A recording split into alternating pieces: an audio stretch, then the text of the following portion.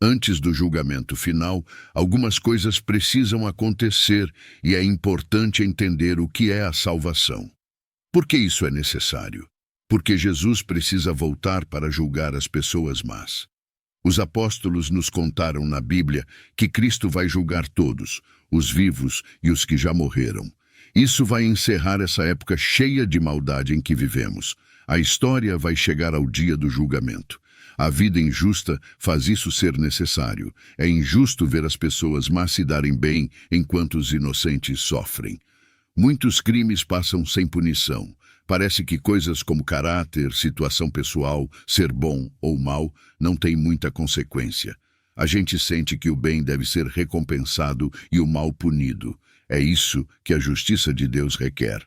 Ele precisa mostrar que suas decisões sobre nosso destino são justas. Houve vezes em que questionaram se Deus age de maneira justa. Isso precisa ser esclarecido para que todos concordem, como Abraão disse. O juiz de toda a terra não faria o que é certo? Então, por que esperar por um dia de julgamento? Por que não julgar cada pessoa quando morre? Bem, há um abismo entre os vivos e os mortos, como disse Lucas capítulo 16, versículo 26. Deus precisa ser reconhecido publicamente como justo em suas decisões sobre nós. Ele foi acusado de ser injusto algumas vezes. Essas críticas precisam ser respondidas para que todos concordem com a justiça de Deus.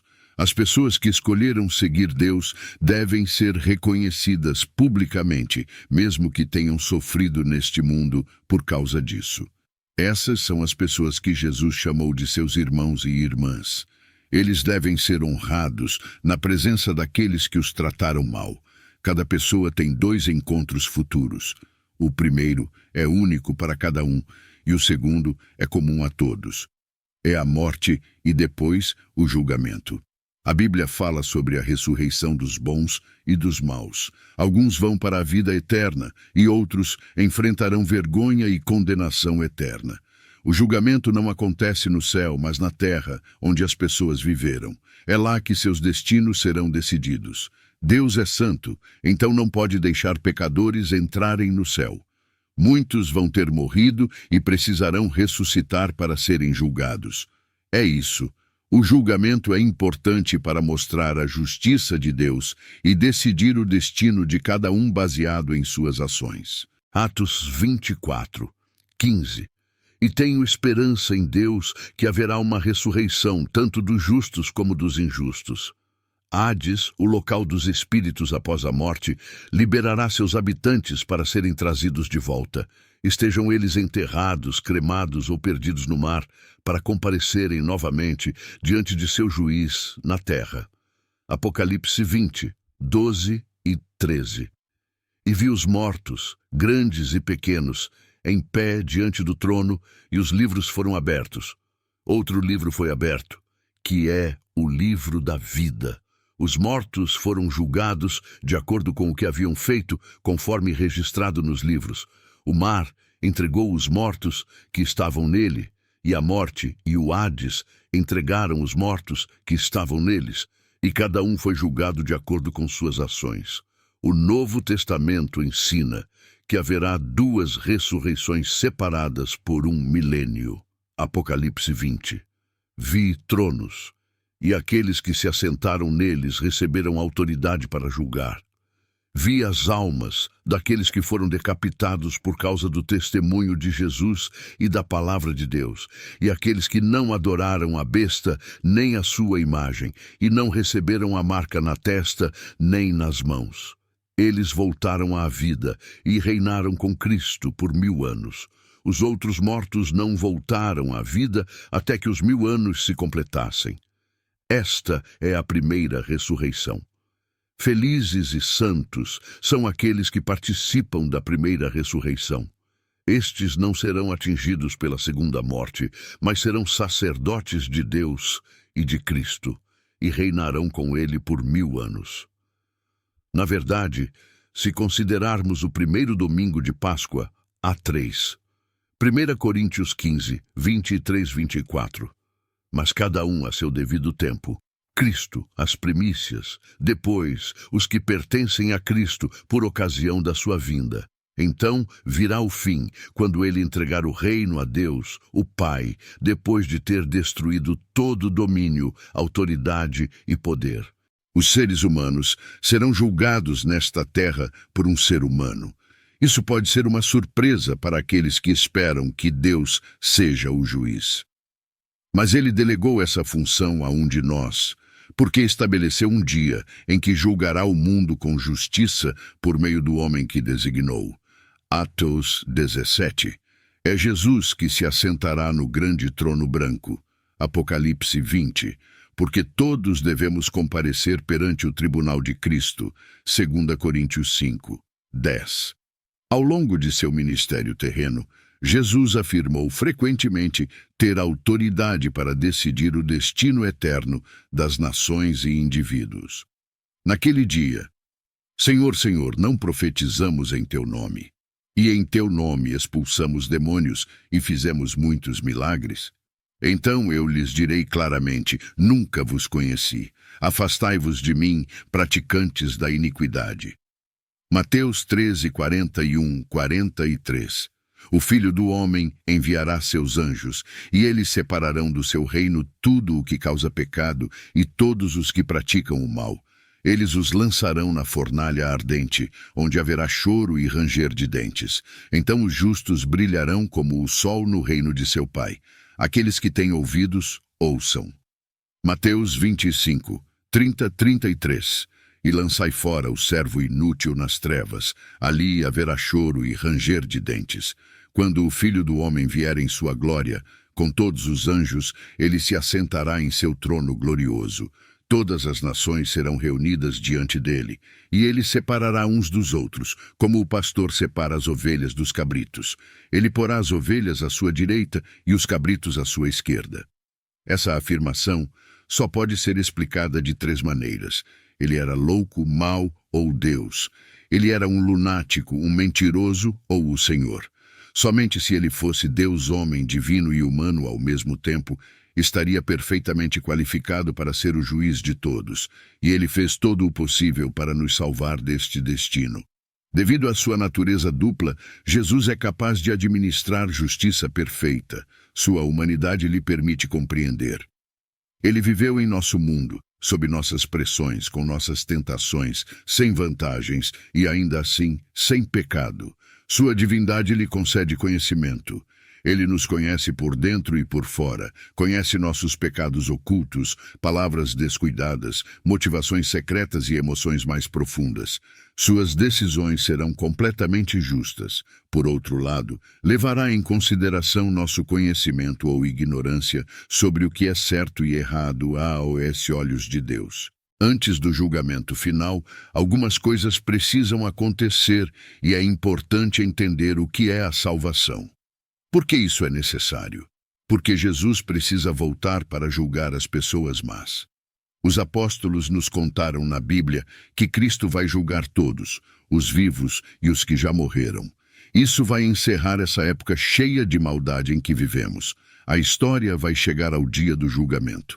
A vida injusta faz isso ser necessário. É injusto ver as pessoas más se darem bem enquanto os inocentes sofrem.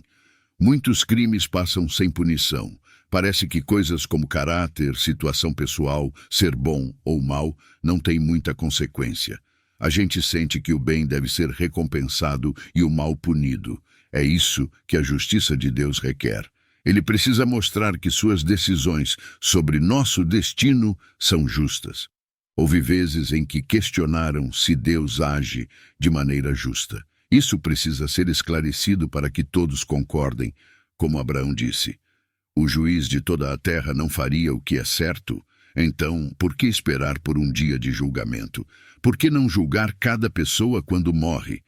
Bem, há um abismo entre os vivos e os mortos, como disse Lucas capítulo 16, versículo 26.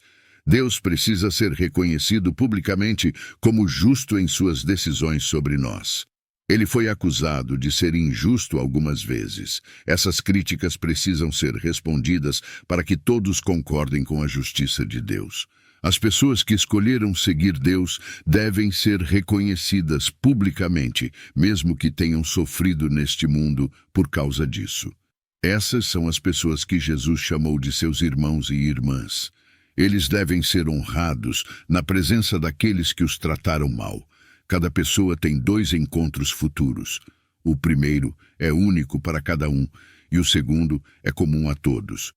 É a morte e depois o julgamento.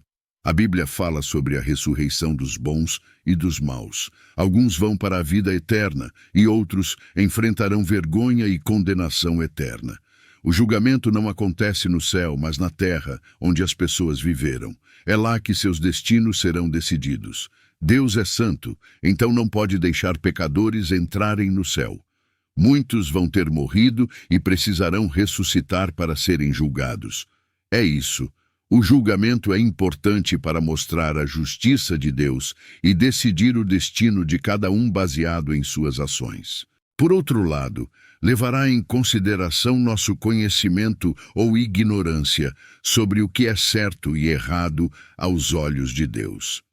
A Bíblia afirma claramente que seremos julgados de acordo com a luz que recebemos, seja a plena luz do Evangelho, a meia luz dos 10 mandamentos, ou uma luz menor refletida na criação exterior e na consciência interior. Romanos 1:20. Pelas coisas que foram criadas desde a criação do mundo, as quais não são vistas, percebe-se claramente o seu eterno poder e divindade, de modo que são indesculpáveis. Romanos 12:16. Todos os que pecam sem a lei perecerão sem a lei, e todos os que pecam sob a lei serão julgados pela lei. Porque não são os que ouvem a lei que são justos diante de Deus, mas os que praticam a lei que serão considerados justos. Na verdade, quando os gentios, que não têm a lei, praticam naturalmente o que a lei exige, eles, embora não tendo lei, são lei para si mesmos.